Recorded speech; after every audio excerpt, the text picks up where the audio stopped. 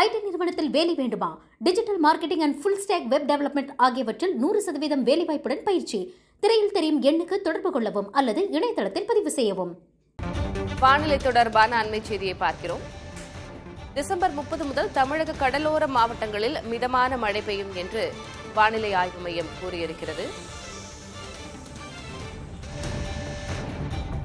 தமிழகத்தின் வட மாவட்டங்களில் மிக்ஜாம் புயல், அதனால் ஏற்பட்ட பாதிப்புகள், பிறகு தென் மாவட்டங்களில் ஏற்பட்ட அதீத கனமழை, அதனைத் தொடர்ந்து பருவமழை தொடர்ந்து பெய்து வரும் நிலையில் வரும் டிசம்பர் 30 முதல் தமிழக கடலோர மாவட்டங்களில் மிதமான மழை இருக்கும் என்று வானிலை ஆய்வு மையம் தெரிவித்திருக்கிறது.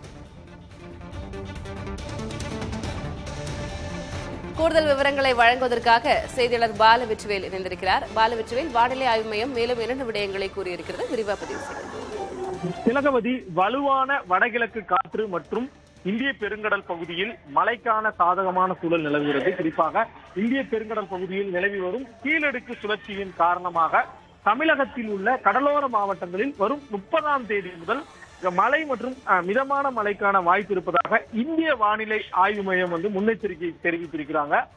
அந்த கீழடுக்கு சுழற்சியினுடைய வலுத்தன்மையை பொறுத்து கடலோர மாவட்டங்களில் மழை அளவு எந்த அளவிற்கு இருக்கும் என்பதை பின்னால் கணித்து சொல்ல முடியும் என தெரிவிக்கிறார்கள். தற்போதைய சூழலின்படி அதாவது நியூ இயர் நேரத்துல புது வருட பிறப்பு தொடங்கும் போது தமிழகத்தின் அநேக பகுதிகளில் மழை இருக்கும் என்ற எச்சரிக்கை மட்டும் கொடுக்கப்பட்டுள்ளது. திலகவதி, தற்போதைய விவரங்களுக்கு நன்றி பாலா. ஐடி நிறுவனத்தில் வேலை வேண்டுமா? Digital marketing and full stack web development ஆகியவற்றில் 100% வேலைவாய்ப்புடன் பயிற்சி.